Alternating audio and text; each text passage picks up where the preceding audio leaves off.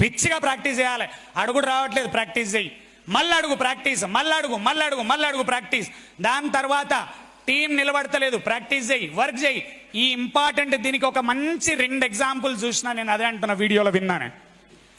ఒక మొట్టమొదటి ఎగ్జాంపుల్ ఏం తెలుసా? సచిన్ టెండూల్కర్ మీ అందరికీ తెలుసు, one of the most best batsmen, international famous.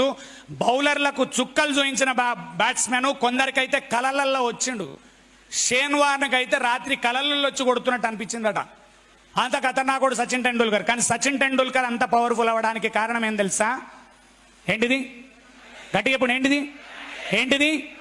ఏంటిది? ప్రాక్టీస్. అయితే అద్భుతమైన పాయింట్ ఒకటి జరిగింది. ఆయన చాలా ఉన్నాయి అద్భుతాలు, ఒక డిస్కస్ చేద్దాం. బ్రాడ్ హాగ్ అనే కొత్త బౌలర్ వచ్చిండు. ఏ కంట్రీ ఆయన? ఎవరికైనా ఐడియా ఉందా? ఆస్ట్రేలియా. కరెక్ట్. స్పిన్నర్. ఆయన కూడా లెగ్ స్పిన్నరే, షేన్ వార్న్ లాగా. బ్రాడ్ హాగ్ కొత్తగా వచ్చి ఏం చేసిండు తెలుసా?